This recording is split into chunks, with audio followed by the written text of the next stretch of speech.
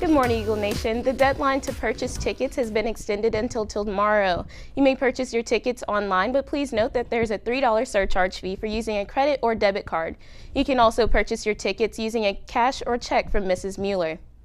NHS members, your completed community service hours form is due to Mrs. Woody or Mr. Seegers no later than Friday, May 9th. The boys dodgeball tournament will be May 23rd. Take a look at the screen to see your class representative. A $3 payment for each member and team roster will be due May 7th. Seniors, if you have not ordered your cap and gown for graduation, please see Mrs. Benavides as soon as possible. Plan to attend a mandatory senior class assembly in the auditorium this Friday at 1:20. Any senior who leaves for work early will need to make arrangements to leave after the meeting at 2:30. All seniors will be dismissed at this time. Mark your calendar for the Senior Award Assembly. It will be Wednesday, May 21st at 6:30 in the auditorium. Scholarships and acceptance letters need to be turned into the counseling office. The counselor need a copy of any scholarships you have received by this Friday at noon. If they do not have this scholarship information, your information will not be included in the Senior Award ceremony. If you haven't picked up your graduation announcement, see Mrs. Benavides in the counseling office.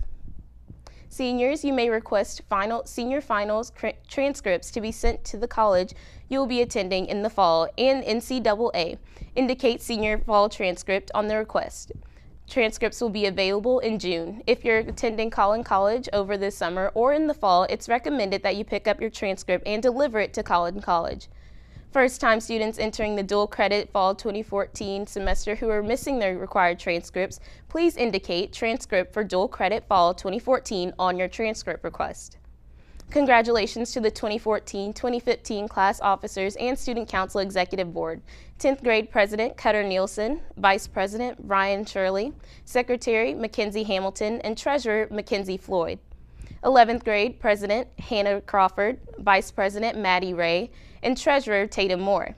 12th grade President Madison Floyd, Vice President Jackson Andres, Secretary Chandler Gregory, and Treasurer Conrad Lofton. And the executive officers are President Julia Bristol, Vice President Mackenzie Taylor, Secretary Jackson Andres, and Treasurer Carson Perkins. A huge congratulations to all of our newly elected Student Council officers, and that's all the announcements that I have for today. For Eagle Nation News, I'm Kristen Neal. Back to you, Brianna. Thank you, Kristen. 100 years. When we think about the number 100, we respect it, whether it's the age of someone, a building still standing, or a commemorative milestone. Whatever the case may be, we always find ourselves in awe at that number 100. This past weekend, our very own town celebrated its 100th birthday.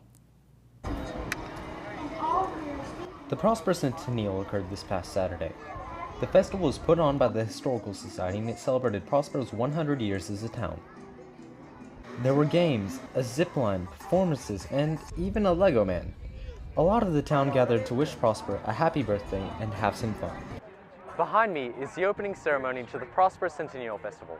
At this festival, we're not only celebrating Prosper's 100th year, but we're also celebrating how far we've come and the generations to come. Let's take a look at what people think on how far Prosper's come. Here recently, quite a bit. You see all that, as Mr. Hayes said, this street was gravel when he was in dirt when he was growing up. So just the concrete alone, Preston Road's under construction, it's almost complete.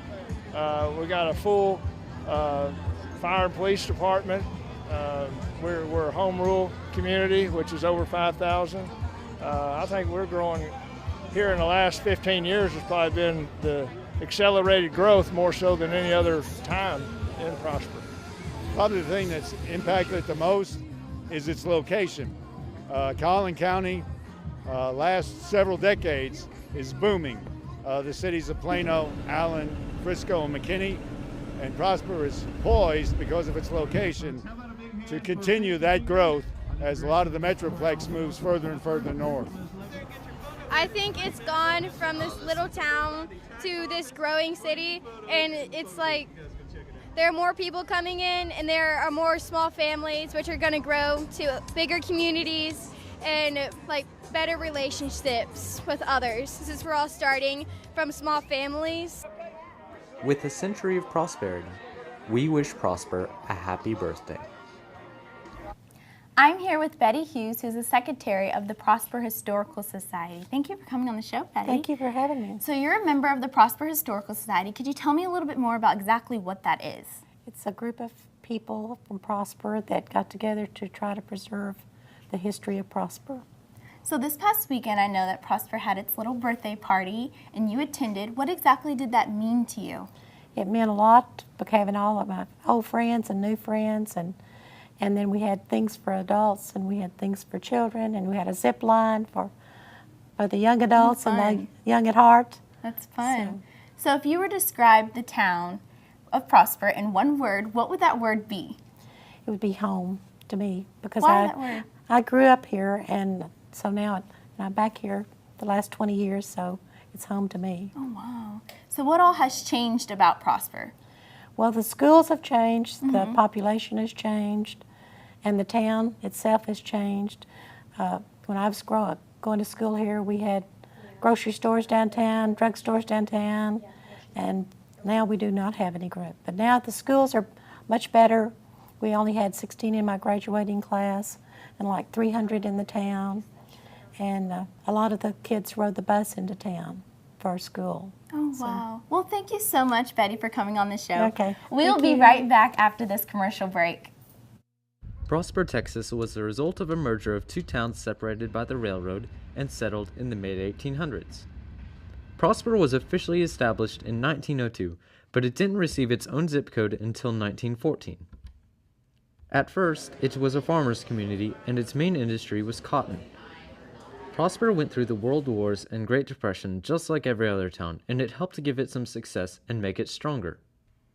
In the 1950s and 60s, Prosper received its first little boom, and people started to slowly take away the small town feel. The schools in the 50s and 60s show how much Prosper developed, as this was the time period that the first student of Prosper High School graduated from Texas University. In the late 1980s, Preston Road passed through Prosper, and it saw more of a boom of people. It wasn't until these last 15 years, however, that Prosper has seen a massive spike in population.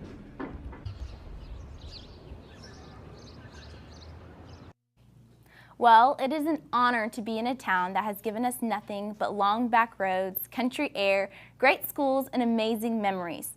Prosper has come such a long way and continues to grow and give. So happy belated birthday, Prosper, and many more to come. Live long and prosper.